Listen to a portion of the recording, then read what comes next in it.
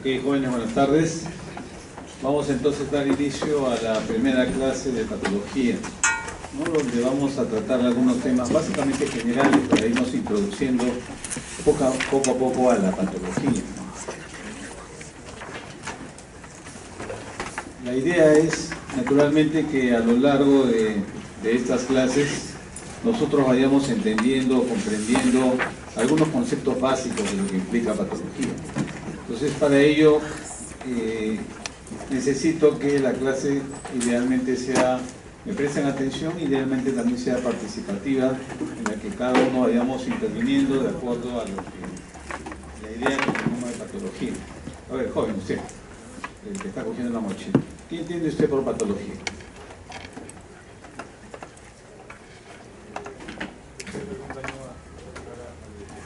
¿Perdón? Ajá. Daño al tejido.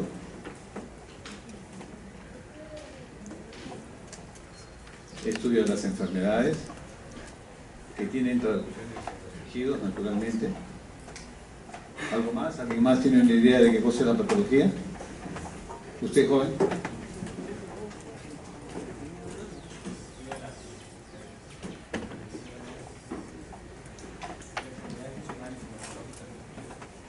Ya.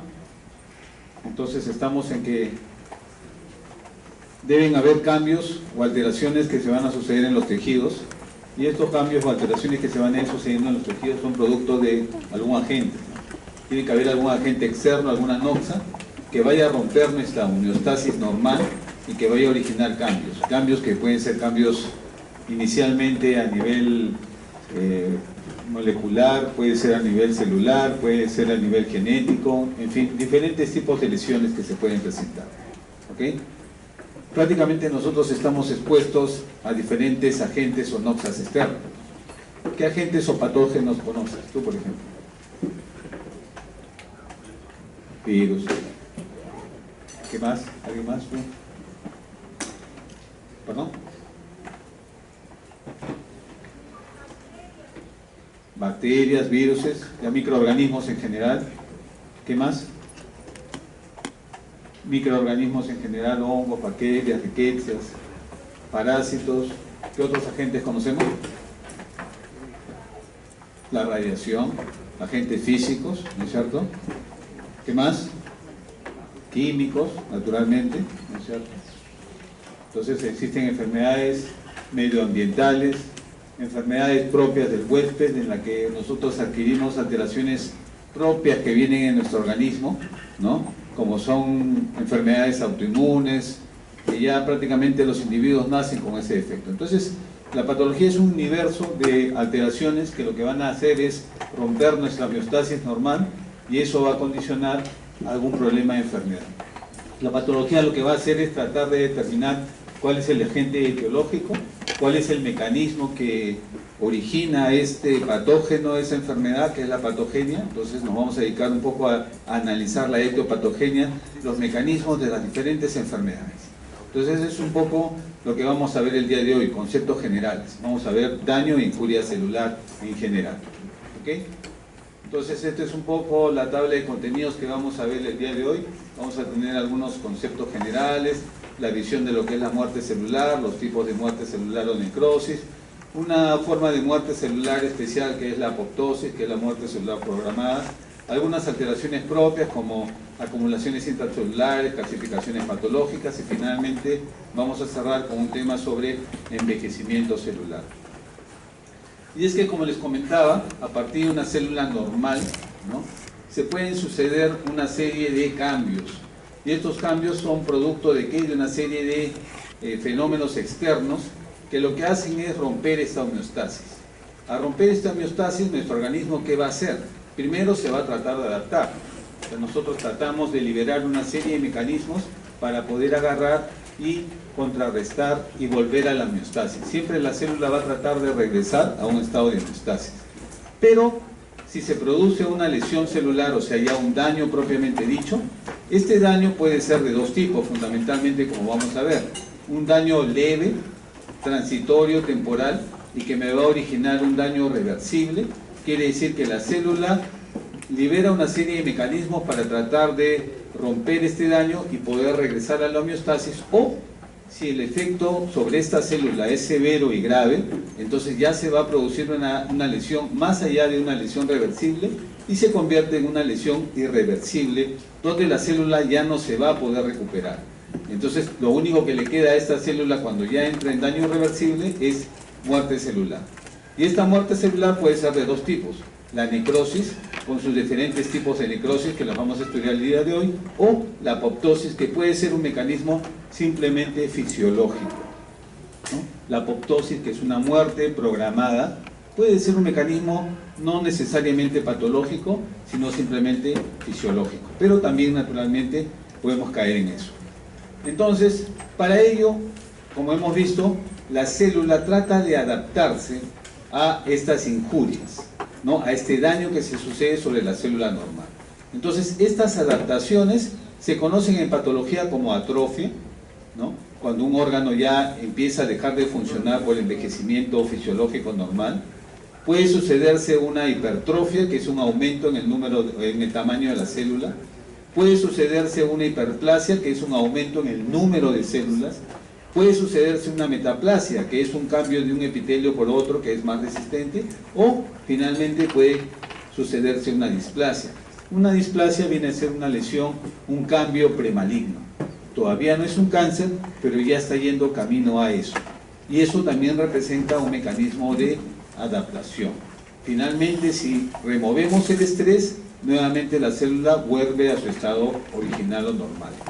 Pero si tenemos un nivel de injuria que podamos catalogarlo como leve a moderado, se va a producir un daño celular, pero un daño celular reversible, donde la célula empieza a tener una serie de mecanismos a través de degeneraciones, de alteraciones subcelulares, alteraciones o acumulaciones intracelulares, pero que si le damos el estrés, la célula se va a reparar, tiene la capacidad de repararse a sí misma y nuevamente volvemos a una célula normal.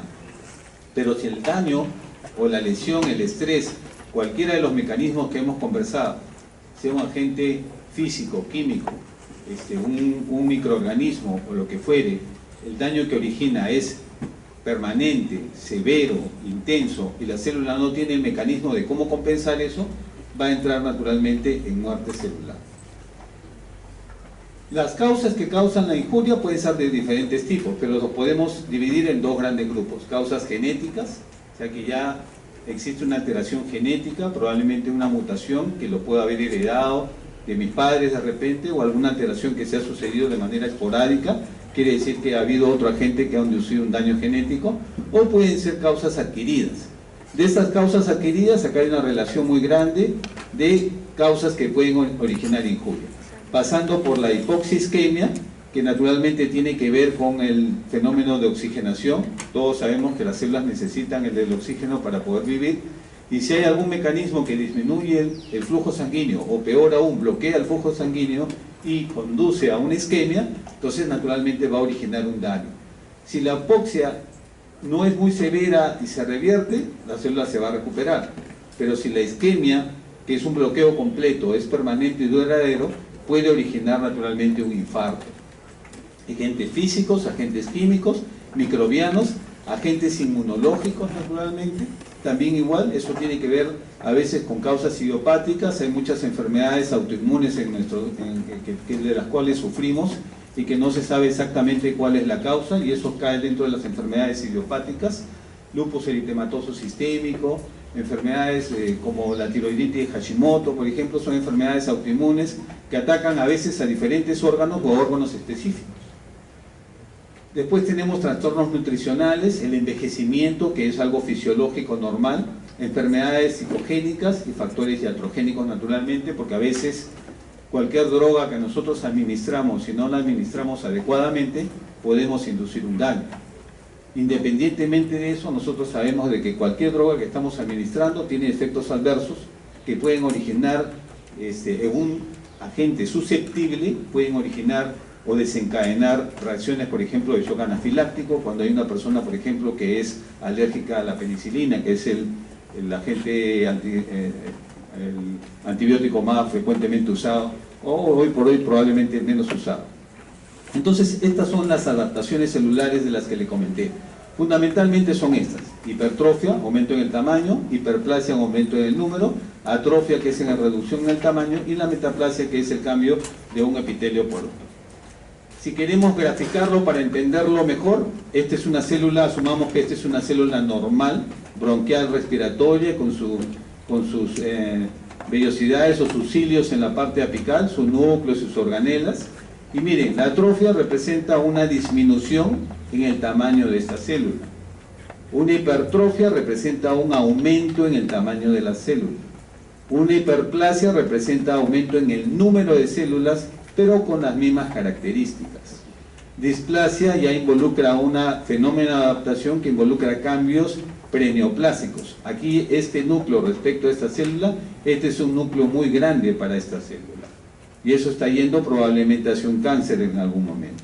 Y finalmente la metaplasia, que es el cambio de un epitelio por otro. Esta es una célula cilíndrica ciliada y esta es una célula plana. Entonces es un cambio de un epitelio por otro. ¿Por qué cambia ese epitelio? Porque simplemente ese epitelio original está recibiendo una injuria. Esa injuria no es soportada por ese epitelio, muda a otro epitelio que es más resistente y puede resistir mejor a esa injuria. Cuando les hacía histología, recuerdo perfectamente que les puse un ejemplo. Les explicaba de que el epitelio esofágico es un epitelio escamoso y les estábamos revisando el estómago con un epitelio glandular cilíndrico. Cuando existe un fenómeno de reflujo, o sea, cuando hay una regresión del contenido del gástrico hacia el esófago, lo que estaba sucediendo es que ese jugo gástrico estaba dañando el epitelio esofágico. Pero el epitelio esofágico no está preparado para recibir jugo gástrico o ácido. Entonces eso origina una metaplasia, un cambio, y se convierte en un epitelio de tipo intestinal. El epitelio intestinal se resiste mejor al jugo gástrico. El jugo que sale del estómago va a los intestinos, que es un epitelio de tipo intestinal. Entonces se sucede un cambio, producto de ¿qué? De que hay una injuria y cambia un epitelio que es más resistente al daño. Sí, dime. Un cambio premaligno. ¿Perdón? Se dan cambios en las células en las cuales hay una alteración fundamentalmente a nivel del ADN. Aquí este núcleo es mucho más grande que este núcleo. Empiezan a sucederse alteraciones a nivel nuclear fundamentalmente. Y estos son los ejemplos que ustedes tienen en el texto, en el Robbins. El útero, que es un órgano que sufre muy frecuentemente de una patología que algunas personas lo llaman fibromas, otras personas lo llaman miomas. El nombre patológico correcto es leiomioma. ¿Por qué es un leiomioma? Porque cuando ya hagamos neoplasias vamos a ver de que el prefijo leio significa músculo liso y mioma es una lesión benigna. Entonces es un tumor benigno del músculo liso. Y como sabemos, todos los órganos internos tienen un tejido estromal de tipo músculo liso. Entonces aquí, este es un útero normal. Si lo comparo con este útero patológico, entonces veo que el tamaño está aumentado varias veces. ¿Producto de qué? De que hay esta lesión, ¿no? Que es un leiomioma o mioma. ¿Ok? Si comparo este, que es el epitelio, el miometrio normal, con este miometrio patológico, este mioma, veo que las células aquí hay mayores puntitos oscuros que en este lado de acá. Entonces hay una hiperplasia o hipertrofia. Hay una hiperplasia, ¿ok? Pero a la vez también igual estas células son más largas y elongadas que estas células de aquí. Entonces también hay una hipertrofia. Entonces, en los leiomiomas existe una suerte de lesión mixta. Sucede también que hay una hiperplasia, pero también hay una hipertrofia. Entonces, ¿pueden haber cambios combinados o mixtos? Por supuesto que sí. Pueden haber más de un cambio. No es que solamente un único cambio o un único fenómeno adaptativo se puede dar. Aquí, por ejemplo, este es el cerebro, y este es el cerebro de una persona de edad adulta. Y esto es un cerebro de una persona ya mayor donde ya hay atrofia de las circunvoluciones. Ustedes pueden ver que las circunvoluciones acá están adheridas unas a otras, pero en cambio acá existe una mayor amplitud o espacio entre circunvolución y circunvolución. Acá hay una atrofia cerebral, ¿no? Una metaplasia. Aquí yo tengo, por ejemplo, un epitelio respiratorio, es un epitelio cilíndrico ciliado, y aquí está cambiando a un epitelio escamoso. Y aquí yo tengo el corte histológico que me representa eso. Un epitelio cilíndrico ciliado o pseudoestratificado, para ser más exacto, cilíndrico ciliado, se convierte en un epitelio escamoso. ¿Producto de qué? Producto de una injuria. En el epitelio respiratorio, ¿cuál es la injuria más frecuente? Es el humo del tabaco. El humo del tabaco, que tiene una serie de sustancias químicas, lo que va a originar es un daño sobre el epitelio respiratorio. El epitelio respiratorio no puede tolerar esa injuria celular y cambia y muda a un epitelio de tipo escamoso.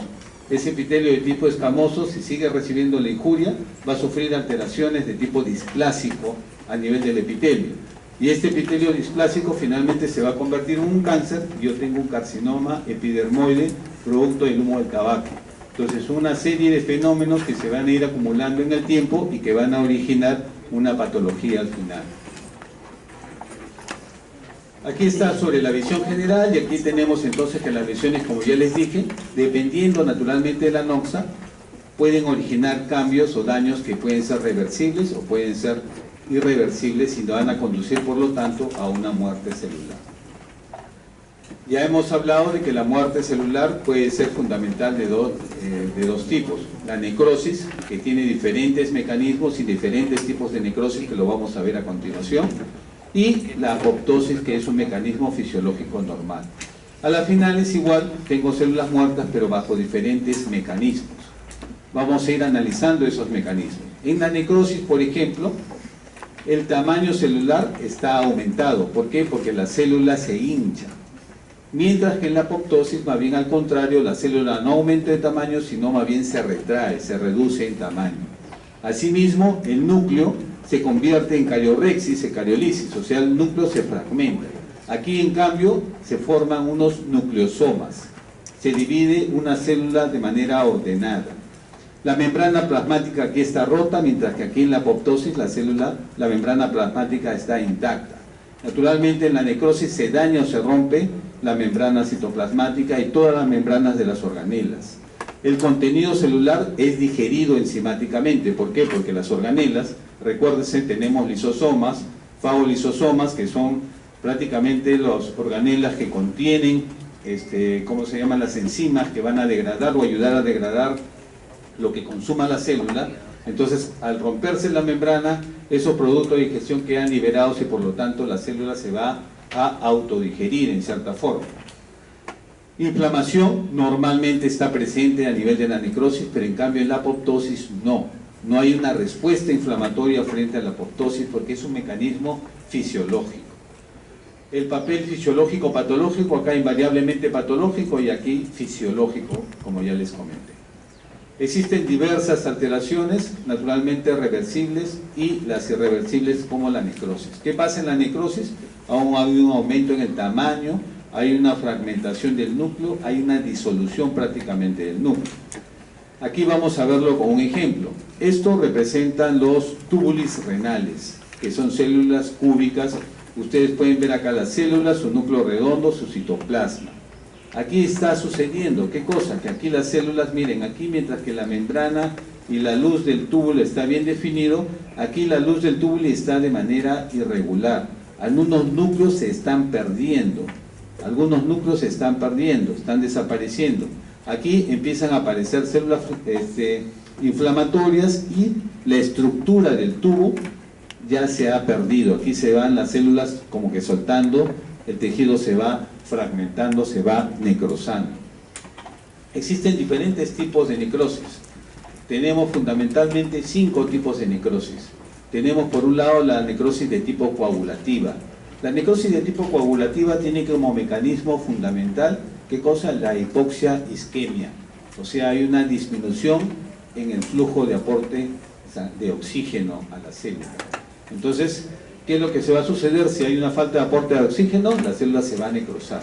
Pero la característica de esta necrosis es que todas las células no se desmoronan, sino que todavía queda por un lapso de tiempo las células, pero de manera desnaturalizada. Los citoplasmas se ponen eosinofílicos, el núcleo sí se pierde, pero la estructura de la célula todavía permanece por algún tiempo más, ¿ok? Antes de desmoronarse completamente. Ya eso se conoce como necrosis de tipo coagulativo. una de las características de la necrosis coagulativa desde el punto de vista macroscópico es que tiene una forma triangular. ¿Y por qué tiene una forma triangular? ¿Por qué? Porque si yo obturo el vaso sanguíneo que está alimentando a esta zona de acá, los vasos se van dividiendo de vasos de gran calibre a mediano calibre a pequeño calibre. Entonces la irrigación de este vaso de mayor calibre hacia acá tiene esta forma triangular. Mayormente es así. Entonces aquí ustedes pueden ver que hay una necrosis tubular aguda. Los túbulis están necrosados, los núcleos, como aquí por ejemplo en estos túbulis de aquí no se ven los núcleos, pero todavía conserva en algo la arquitectura tubular, o sea, quedan como los fantasmas celulares. Eso es una necrosis de tipo coagulativo. Así es, todavía conservan en algo su estructura celular. Después tengo la necrosis de tipo licuefactiva. La necrosis de tipo licuefactiva es la característica de las necrosis cuando hay un agente bacteriano. Cuando hay un agente bacteriano generalmente infeccioso, ¿qué es lo que va a suceder? Se sucede una respuesta inflamatoria, ¿no?, del sistema inmune. Entonces los neutrófilos van al sitio de la inflamación a tratar de contener la infección. Entonces los neutrófilos, ¿cómo actúan los neutrófilos? Básicamente lisándose y al liberar sus lisosomas o fagolisosomas tratan de destruir a las bacterias. Pero no solamente destruyen a las bacterias, sino también destruyen a las células. Entonces todas las células como que se licúan y todo se convierte en una necrosis. Entonces esa es la característica de la necrosis de tipo licuefactiva, que tiene gran acumulación de células inflamatorias, el tejido prácticamente se licúa, todo se necrosa. Entonces aquí un ejemplo de necrosis. Un ejemplo de necrosis es la necrosis aquí a nivel del cerebro. Miren, ese aspecto medio de un color medio amarillento grisáceo, es lo típico, lo característico de una necrosis de tipo licuefactivo. Después tenemos la necrosis de tipo gangrenosa. La necrosis de tipo gangrenosa es una necrosis que es combinada entre dos mecanismos. El mecanismo de la necrosis coagulativa con la necrosis de tipo licuefactiva. Esta necrosis gangrenosa se da generalmente, por ejemplo, en los pacientes de pie diabético. Los pies diabéticos hacen arteriopatías y sus vasos sanguíneos pequeños se obstruyen. Entonces no llega sangre hacia las zonas más distales del organismo. Por eso que los pies diabéticos generalmente las partes más distales son las que se necrosan. Pero sobre eso también se agrega un fenómeno inflamatorio. Entonces también empiezan a aparecer neutrófilos. Entonces la necrosis de tipo gangrenosa es una combinación o una característica de las dos necrosis que hemos estudiado, licuefactiva con isquémica. Y eso es lo más característico, la necrosis de un pie diabético. Aquí lamentablemente por un daño en la microvasculatura que va a originar isquemia en esta zona y se agrega un componente inflamatorio, y ustedes pueden apreciar ahí la pus que está acompañando este proceso, pues no queda otra más que amputar lamentablemente este miembro. Después tenemos la necrosis de tipo gaseosa.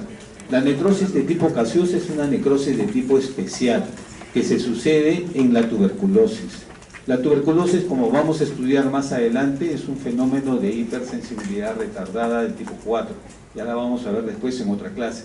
Pero es característico de la tuberculosis. La infección tuberculosa es frecuente entre nosotros. En la población peruana, desde antiguamente, se ha demostrado hasta que en las momias antiguas se ha detectado que hay granulomas. Entonces es una enfermedad que nos ha acompañado a lo largo de toda nuestra historia. Los granulomas entonces tienen esa característica de que están constituidos fundamentalmente por dos tipos de células. Están constituidas por histocitos y están constituidas por linfocitos. Jóvenes, ¿qué andan con la computadora ahí? ¿Ah? La laptop.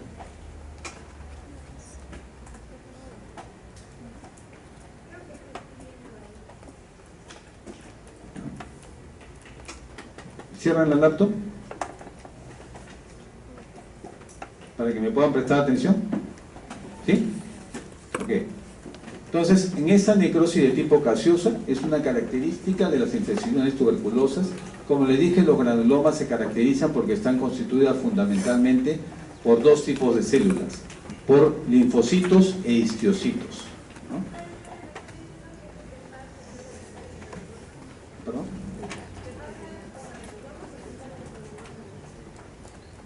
te entiendo. No entiendo tu pregunta. La tuberculosis está constituida por este tipo de reacción inflamatoria, por una necrosis, por la formación de granulomas. Y los granulomas condicionan una necrosis de tipo gaseoso. Entonces, este es el pulmón. Estos son, la tuberculosis es una enfermedad que es producida, como ya saben ustedes, por Mycobacterium tuberculoso, que es un Mycobacterium que sobrevive a altas tensiones de oxígeno. Y es por eso que estos granulomas generalmente se van a disponer en las zonas apicales de los pulmones, porque las zonas apicales son las donde hay la mayor cantidad de tensión de oxígeno, ¿no? más no así en las zonas basales. Entonces, estos granulomas que empiezan como cosas microscópicas van a ir coalesciendo, se van a ir fusionando, se van a juntar y pueden formar un tuberculoma, como en este caso, donde se produce este tejido necrótico medio blanquecino, un aspecto a un queso, y es por eso de ahí que algunos le llaman así como necrosis en gaseosa, tipo queso, tipo calcium, ¿no? Y eso lo característico, se puede formar cavidades por producto de la necrosis, en este caso en la tuberculosis pulmonar. Otra forma de necrosis especial lo representa la necrosis grasa.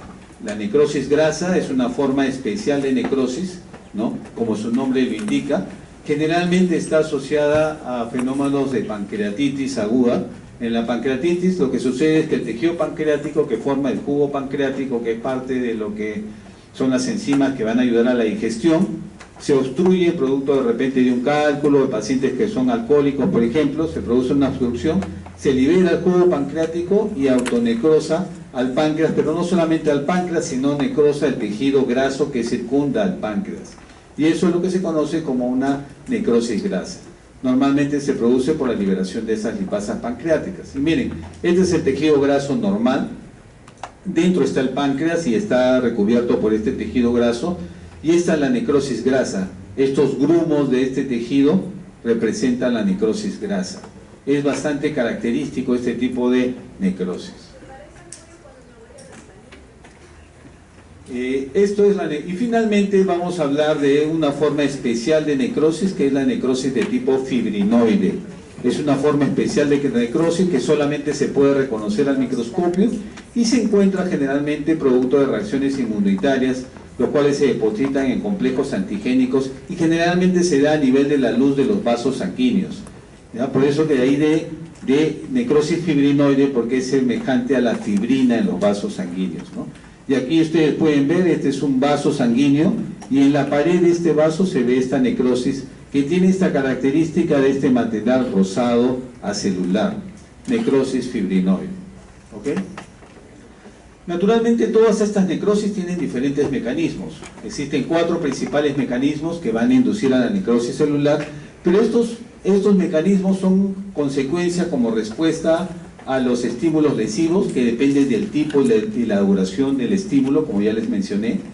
También dependen del tipo y el estado y la capacidad que tiene el organismo para poder responder frente a ese daño. No todos los tejidos responden de la misma forma a un daño celular. Por ejemplo, el hígado, como es un órgano que generalmente almacena glucosa en la forma de glucógeno, tiene mayor cantidad de energía y por lo tanto el hígado puede soportar un mayor nivel de injuria celular, mientras que otros tejidos, como por ejemplo el tejido cerebral, es más sensible a los daños. Entonces, una misma noxa con la misma intensidad, pero que ataque al hígado o que ataque al cerebro, puede tener consecuencias completamente diferentes. Entonces, y es por eso que las consecuencias del estímulo van a depender de la capacidad de adaptabilidad que tiene el tejido. Cualquier lesión puede poner en marcha diferentes alteraciones bioquímicas y las lesiones celulares se deben a alteraciones funcionales y bioquímicas. 4 son los principales mecanismos que inducen a un daño celular. Primero, existe una lesión a nivel mitocondrial.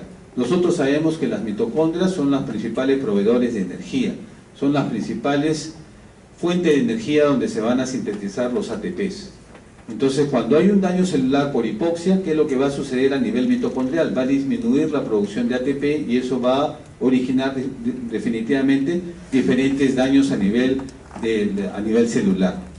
Asimismo, al producirse una lesión a nivel de las mitocondrias, se van a incrementar las especies reactivas de oxígeno. Estas especies reactivas de oxígeno que normalmente son producidas, pero se van a almacenar en mayor cantidad y eso va a originar daños también a nivel de las lipoproteínas y del ADN. También igual se va a suceder otro daño, que es el incremento en la entrada de calcio a la célula. Entonces, este incremento de calcio a la célula va a traer como consecuencia diferentes mecanismos. Por ejemplo, aumento de la permeabilidad mitocondrial, el incremento del calcio que va a traer como consecuencia actividades enzimáticas múltiples a nivel celular. Asimismo, también igual se va a producir un daño a nivel de la membrana, de todas las membranas celulares y de las organelas. Entonces se va a suceder que la membrana plasmática va a perder diferentes componentes celulares, las membranas lisosómicas van a originar que se liberen las enzimas que están contenidas dentro de los lisosomas y por lo tanto se va a producir una digestión enzimática a nivel celular. Asimismo, también a nivel del ADN se van a producir lesiones. Puede haber mal plegamiento de las proteínas, lo cual origina lesiones a nivel del ADN y por lo tanto van a activar a proteínas post-apoptóticas y se va a estimular o inducir probablemente la apoptosis. Los diferentes mecanismos bioquímicos de la lesión celular son entonces que hay una depresión del ATP, producto de que del fracaso de la producción de ATP a nivel mitocondrial, daño en la mitocondria, se acentúa más todavía la depresión del ATP, hay mayor afluencia de calcio dentro de la célula y por lo tanto va a activarse una serie de enzimas que van a dañar las membranas celulares y se puede activar la apoptosis. Van a sucederse acumulación de especies reactivas del oxígeno, como las peroxidasas, que son productos reactivos del oxígeno. Al dañar la membrana celular se va a producir un aumento en la permeabilidad de las membranas celulares y al haber daño en el ADN se va a acumular proteínas de mal plegamiento que van a desencadenar por lo tanto mecanismos de apoptosis. Entonces la isquemia celular induce ¿qué cosa? Una disminución de la fosforilación oxidativa, una disminución del ATP y al dañarse el ATP lo que va a alterar en este mecanismo de la fosforilación oxidativa es que hay una disminución de la bomba de sodio, aumenta la entrada del calcio y de sodio a la célula, aumenta la salida de potasio de la célula y por lo tanto se va a proceder se va a producir una hinchazón a nivel celular, a nivel de organelas. Así es, se daña la bomba de sodio-potasio. Después también igual, como el mecanismo de la fosforilación oxidativa está alterado, la célula como mecanismo compensatorio ¿qué va a hacer? Va a activar la glucólisis anaeróbica. Pero esta glucólisis anaeróbica ¿qué va a traer como consecuencia? Va a traer como consecuencia que hay una más rápida disminución de la glucosa a nivel de la célula, aumento del ácido láctico y al aumentar el ácido láctico va a haber una disminución del pH y por lo tanto al disminuir el pH se va a producir daño a nivel de la cromatina nuclear. Y además de ello, como hay lesión a nivel de la membrana de los ribosomas, va a haber una disminución de la síntesis proteica.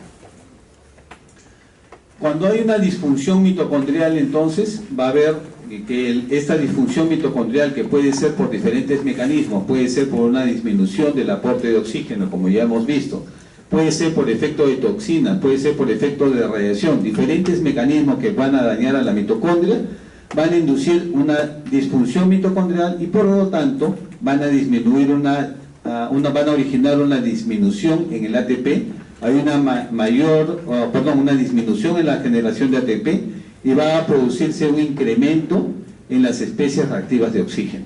¿Cuáles son esas especies reactivas de oxígeno? El peróxido, el superóxido de hidrógeno, etc.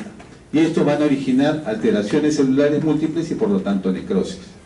También de igual manera, si existe una alteración o de daño del ADN por mal plegamiento, se van a incrementar las proteínas proapoptóticas, disminuyen las proteínas antiapoptóticas y se desencadena el mecanismo de la apoptosis. El mecanismo de la apoptosis lo vamos a ver en unos instantes, pero es el producto de una interrelación entre proteínas que promueven y otras que inhiben la apoptosis. El aflujo de calcio, o sea, el incremento del calcio a nivel intracelular, ¿qué va a traer como consecuencia el aumento de calcio citosólico? Va a activar una serie de enzimas celulares, como fosfolipasas, que van a originar una disminución en los fosfolípidos y por lo tanto una lesión a nivel de la membrana celular. Se van a incrementar las proteasas, y al incrementarse las proteasas se va a producir mayor ruptura de las proteínas y por lo tanto también mayor daño a nivel celular. Se van a activar las endonucleasas, y estas endonucleasas van a agarrar y van a dañar o romper el citoesqueleto y por lo tanto se va a inducir lesión celular. Y las ATPasas lo que van a hacer es un mayor consumo de ATP, que es la fuente de energía para las células. Se acumulan los radicales libres. Normalmente los radicales libres se están produciendo, todas las células dentro del mecanismo oxidativo de las mitocondrias producen estos radicales libres, pero en poca cantidad. Pero cuando se sucede un daño, se sucede un incremento en estos radicales libres. El peróxido que puede convertirse en superóxido de hidrógeno, que puede también por un fenómeno por la reacción de Phantom, puede convertirse en este radical libre que es el oxidrilo, y así también igual que este peróxido por acción del óxido nítrico se puede convertir en peroxinitrito. Y de la misma forma también igual se pueden, a nivel de los fagosomas, se puede inducir incremento de estos mismos radicales libres de oxígeno, por lo tanto con uno... ¿Cómo? Se está incrementando el peróxido de hidrógeno, los hidrogeniones y el peroxinitro. Y en este caso también igual, peróxido de hidrógeno y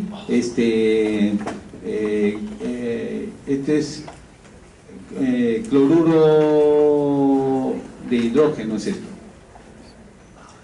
Después, de la misma forma también, la producción de los compuestos reactantes de oxígeno, tenemos el superóxido, el peróxido de hidrógeno y el radical el oxidrilo.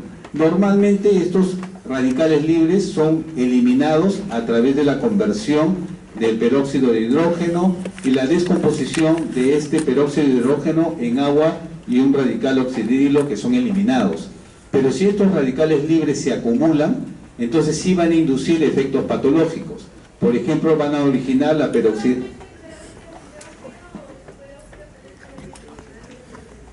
¿Me puedes dejar terminar la clase? Si tienes alguna duda, mejor al final me preguntas. ¿Ah? Porque no me puedo dedicar a hacer la clase solo para ti.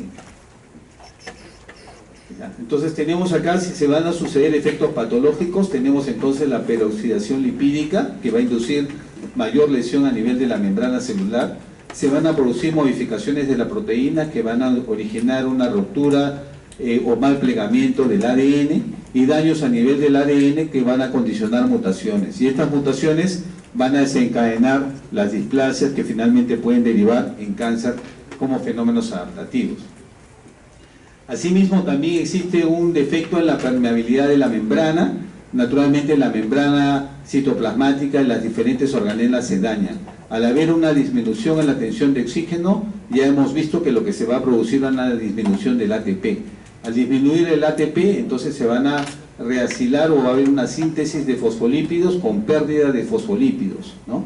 También igual, de la misma forma, al aumentar el calcio citosólico, esto va a activar las fosfolipasas y las proteasas, como ya hemos visto, y estas proteasas y fosfolipasas lo que van a hacer es inducir mayor daño a nivel de la membrana, tanto citoplasmática como de las organelas, como de los lisosomas. Y asimismo existe lo que es la respuesta de las proteínas no plegadas al retículo endoplasmático por estrés, ¿no? Entonces normalmente ustedes saben que la síntesis proteica se produce a nivel de los lisosomas, producto de la división del ARN, que por las chaperonas van a inducir la síntesis proteica. Pero ¿qué pasa? Cuando hay algún daño a nivel del ADN, estas proteínas normalmente no siguen la secuencia regular y normal, y se va a suceder un mal plegamiento de estas proteínas. Este mal plegamiento de las proteínas lo que va a originar es un estrés del retículo endoplasmático, con necesidad de plegamiento de proteínas, capacidad para el plegamiento, la falta de adaptación, y por lo tanto finalmente el mal plegamiento lo que va a hacer es desencadenar el mecanismo de la apoptosis, como ya hemos visto. La apoptosis, como ya les había comentado, es una forma de muerte celular fisiológica. Este mecanismo de la apoptosis se caracteriza porque hay una degradación enzimática de las proteínas y del ADN. Generalmente esta apoptosis tiene una de dos vías, la vía mitocondrial, que es la vía intrínseca, y una vía a través de los receptores de muerte, que es la vía extrínseca. Y que en ambas situaciones obviamente lo que se desencadena es la muerte celular. Las causas de la apoptosis hemos visto que pueden ser generalmente fisiológicas, pero también pueden ser patológicas. Dentro de las causas fisiológicas, por ejemplo, dentro de la etapa de la embriogénesis, se sucede bastante apoptosis. ¿Para qué? Para poder remodelar al órgano. También están involucrados en los tejidos dependientes de hormonas, en la proliferación o pérdidas celulares, en la muerte celular cuando han cumplido su fin útil, y esto tiene que ver con la senescencia celular, que lo vamos a ver después, eliminación de linfocitos autorreactivos que son potencialmente dañinos, y la muerte celular inducida por los linfocitos T citotóxicos. Todos estos son mecanismos de apoptosis de tipo fisiológico, pero existen también apoptosis de tipo patológico. Cuando hay este caso, cuando hay daño en el ADN, por ejemplo, la radiación induce daño en el ADN, produce mal plegamiento de las proteínas y se sucede entonces también un mecanismo de apoptosis, pero de tipo patológico, donde no beneficia a la célula, sino que beneficia a la célula que se está transformando en una célula maligna. Eso lo vamos a estudiar con más detenimiento cuando hagamos neoplasias.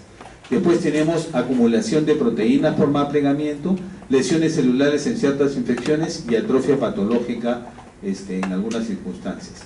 Desde el punto de vista patológico, cuando nosotros miramos una apoptosis al microscopio, lo que vamos a ver es que la célula, miren, la célula se va a formar estos cuerpos apoptóticos. Esta cromatina que está aquí en pequeños grumos condensados, representan los cuerpos apoptóticos. Cuando uno ve esto, dice, estos son apoptosis. Además de ello, generalmente nunca uno va a encontrar una respuesta inflamatoria asociada a esta necrosis. ¿Por qué? Porque es un mecanismo, la mayoría de las veces, fisiológico. Existen dos vías, la vía intrínseca, que es la mitocondrial, la cual existen sustancias que son proapoptóticas y antiapoptóticas, ¿no? Que son los reguladores. Entonces aquí tenemos por un lado los reguladores, el BSL2 y el BSL-XL, que son los antiapoptóticos, ¿ya? Estos hilos proapoptóticos, que es el VAX y el VAC. Entonces estos van a actuar sobre la mitocondria, y cuando inducen a una apoptosis, lo que van a hacer es que a nivel mitocondrial van a inducir la liberación del citocromo C. Este citocromo C va a activar la caspasa, generalmente la caspasa 9, y a partir de ahí se van a empezar a activar otra serie de caspasas, que son las caspasas ejecutoras, que van a inducir a que la célula se vaya, los núcleos se vayan condensando, se vayan formando estos cuerpos apoptóticos, y finalmente la célula sea destruida, fagocitada por una célula histioide, pero sin una respuesta inflamatoria. Mientras que la vía extrínseca es a través de receptores, que generalmente son los receptores que están a nivel de la membrana citoplasmática en la parte externa, que tiene que ver con los receptores FAS y el receptor de la necrosis, el factor de necrosis tumoral. Entonces estos receptores activan a proteínas adaptadoras, y estas proteínas adaptadoras también igual inducen una activación de la caspasa, generalmente la caspasa 8, y de ahí esta caspasa 8 induce a la activación de otra serie de caspasas que van a inducir, ¿qué cosa? La rotura del citoesqueleto y la formación de estos cuerpos apoptóticos, que es la forma como esta célula muere. Entonces tenemos la vía mitocondrial, ¿no? Y la vía, esta es la vía de supervivencia celular, perdón, y esta es la vía de la apoptosis a través de los receptores a nivel de la membrana. Finalmente vamos a ver en estas últimas diapositivas con otros fenómenos adaptativos. Las células también igual pueden tener un mecanismo de autofagia. ¿En qué caso se condiciona este mecanismo de autofagia? O sea, las células siempre, de alguna manera, su finalidad es tratar de sobrevivir para agarrar y cumplir una función específica. Pero si, por ejemplo, existe un déficit nutricional y una persona no recibe el aporte nutricional adecuado, entonces la propia célula o el individuo no va a morir, tiene que tratar de agotar de cualquiera de donde pueda, tratar de recuperar energía o fabricar energía. Entonces, ¿qué es lo que va a hacer? La célula se va a autodigerir, ¿ya?, para que de alguna manera pueda recuperar fosfolípidos y proteínas, y de esa manera pueda tratar de sobrevivir algún tiempo más. Y es por eso que las personas que sufren de nutrición severa son esas personas que sufren de marasmo y que van desnutriéndose y se van adelgazando progresivamente y entran en un fenómeno conocido con el nombre de autofagia. Entonces, la célula se autodestruye, pero para recuperar a sí mismo todas las proteínas o fosfolípidos, y de esa manera poder seguir generando ATP para, de alguna manera, poder generar mayor cantidad de energía. Entonces, todas las células tratan de reciclar o de reusar sus propias proteínas y fosfolípidos y de ahí obtener energía. Otros fenómenos adaptativos lo representan las acumulaciones intracelulares. Las células pueden acumular una serie de sustancias dentro de sí y eso va a originar diferentes patologías. Por ejemplo, puede haber una acumulación de grasa, y aquí tenemos la célula hepática que empieza a acumular triglicéridos en su citoplasma, y esto se conoce con el nombre de hígado graso. Eso no es normal, es patológico, pero son acumulaciones intracelulares. Asimismo, también igual se pueden acumular algunas proteínas de origen animal, se pueden acumular algunos pigmentos o material exógeno dentro de las células, y dependiendo del material que va acumulando reciben un nombre específico. Por ejemplo, cuando tenemos una eliminación inadecuada de una sustancia normal por defecto en los mecanismos de empaquetamiento, ese es un fenómeno que va a originar, por ejemplo, acumulación de grasa dentro de la célula. Puede haber acumulación de una sustancia endógena anómala, un defecto hereditario en una enzima que va a originar incapacidad para degradar el metabolito, o puede haber depósito o acumulación de sustancias endógenas, exógenas dentro de las células. Entonces, dentro de estas acumulaciones, el más frecuente de ellos son las acumulaciones de tejido graso, ¿no? Son los cambios grasos, que va a originarse porque hay una acumulación de triglicéridos libres en las células. Y esto va a originar una vacuola dentro de la célula, y eso es conocido, y esto más frecuentemente sucede en el hígado, como hígado graso.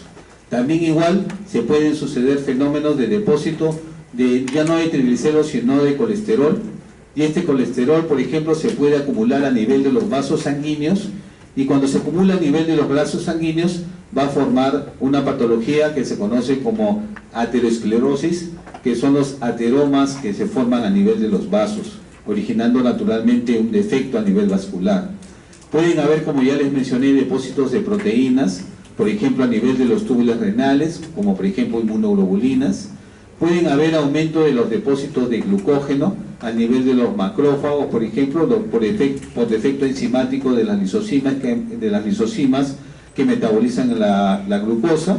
Puede haber depósitos de pigmento, como por ejemplo carbón, lipofucsina, el hierro, por ejemplo, cuando existe un sangrado, se libera el hierro de las células sanguíneas y estas se acumulan en los macrófagos, y eso se conoce como hemosiderosis, ¿no? Entonces, por ejemplo, aquí es para ver cómo el tejido adiposo, la grasa, se puede acumular dentro de la célula cuando se acumulan, por ejemplo, ácidos grasos, fundamentalmente de tipo triglicéridos. Entonces, miren, estos son células hepáticas. Estos son hepatocitos, estos de acá, estos que son rosados con el núcleo central son hepatocitos normales, y estos son hepatocitos patológicos, en la cuales se acumula una vacuola grande, transparente, que es esta vacuola de grasa que desplaza al núcleo, y que recuerda bastante a una célula grasa, a una célula adiposa, uniloculada. Entonces, de ahí el nombre de hígado graso. Esto es un fenómeno patológico. Después, por ejemplo, también se pueden acumular estos pigmentos, como este pigmento que se conoce con el nombre de lipofucsina, que es un producto de degradación de las células y que se acumulan, tiene este color medio dorado, que se acumula a nivel de los citoplasmas. Frecuentemente se acumulan a nivel, por ejemplo, de las vesículas seminales, del corazón. En este caso, estos son miocardiocitos que están acumulando esta lipofucsina, que, como les repito, es un pigmento de degeneración por la actividad celular. Las células que tienen gran actividad son las que van a acumular esto. Después aquí tenemos otro pigmento a manera de gránulos en el citoplasma de estas células, que tienen un color medio marrón dorado o pardo oscuro, que vienen a ser hemosiderina. O sea, cuando se sucede un sangrado, una hemorragia, el hierro de las células es fagocitado y acumulado en los histocitos y tiene este aspecto, esta forma de este pigmento de color medio pardo oscuro, ¿no?, que es la hemosiderina. Y aquí tienen una coloración de azul de Prusia para simplemente resaltar y ratificar de que esto es hemosiderina dentro de los citoplasmas. Otro fenómeno adaptativo en patología representan las calcificaciones. Las calcificaciones en patología pueden ser fundamentalmente de dos tipos: las calcificaciones de tipo distrófica y las calcificaciones de tipo metastásico. Tienen mecanismos completamente diferentes. Las calcificaciones distróficas son producto de la necrosis, del daño celular. Cuando hay daño celular se produce precipitación de calcio y ese calcio se empieza a acumular, se forman fosfatos de calcio y se induce una calcificación de tipo distrófica. Pero en cambio la calcificación metastásica es una calcificación que se produce por un fenómeno metabólico, porque hay un incremento del calcio en la sangre y ese calcio se empieza a acumular generalmente en la pared de los vasos sanguíneos, ¿no? Y entonces aquí tenemos los dos fenómenos de calcificación: una calcificación distrófica, que en la patología se ve de este color bien oscuro, ¿no?, se ve de un color fucsia muy intenso, muy oscuro. Puede adoptar diferentes formas, de formas así medias redondas a formas irregulares, y generalmente puede acompañar una respuesta inflamatoria a la calcificación, porque el mecanismo es generalmente un mecanismo de tipo inflamatorio. Mientras que la calcificación metastásica, que es un fenómeno más metabólico, se produce porque hay un incremento del calcio y en la pared de los vasos sanguíneos se produce esta arteriosclerosis de la capa media, que es la arteriosclerosis de Monker.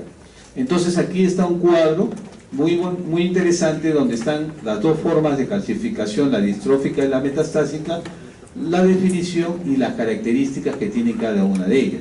Metabolismo del calcio en la distrófica es normal, mientras que en la metastásica está alterado. Los niveles de calcio séricos son normales en la distrófica, mientras que en la metastásica está a hipercalcemia. La reversibilidad, generalmente este fenómeno es irreversible, mientras que en este fenómeno puede ser reversible si es que yo controlo la hipercalcemia.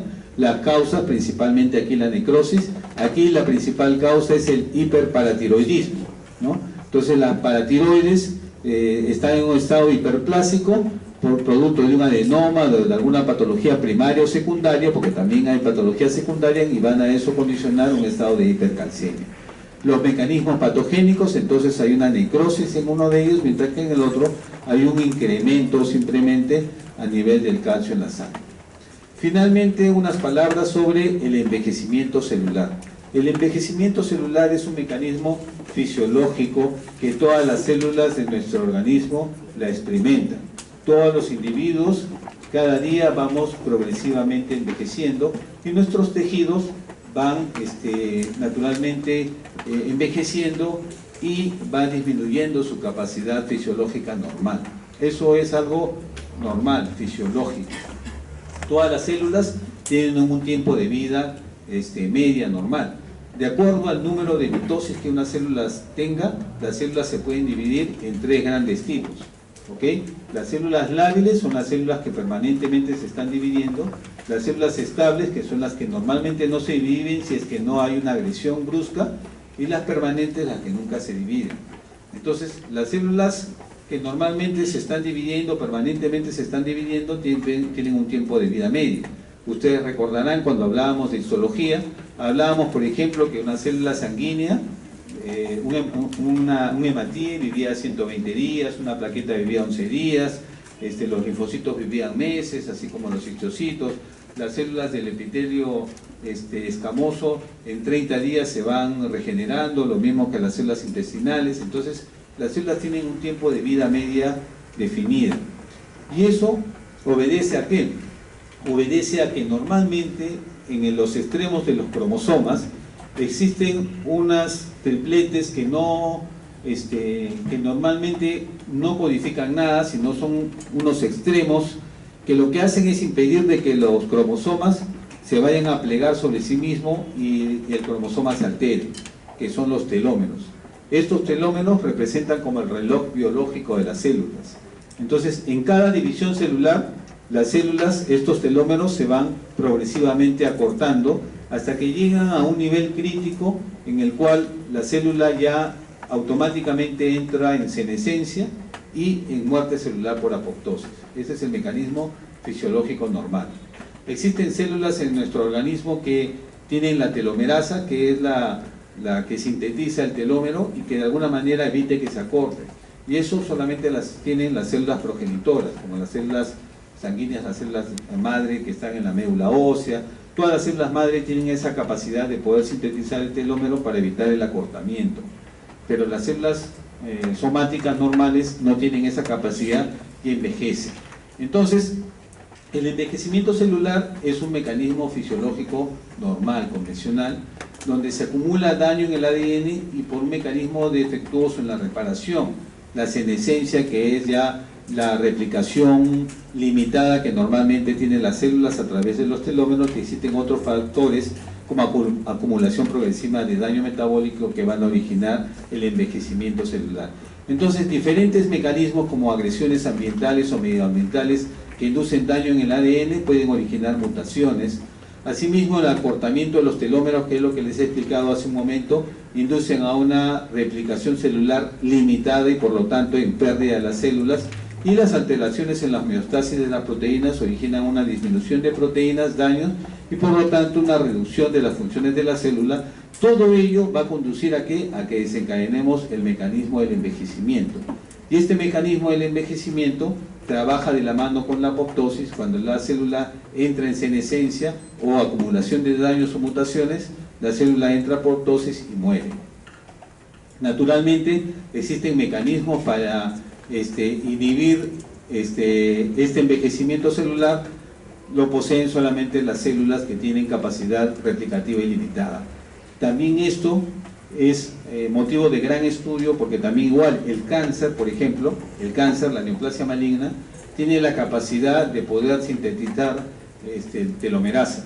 Y al tener capacidad de sintetizar telomerasa, evita que el telómero se acorte, y por eso que las células neoplásicas tienen capacidad de replicación ilimitada como uno de sus mecanismos de carcinogénesis, ¿no?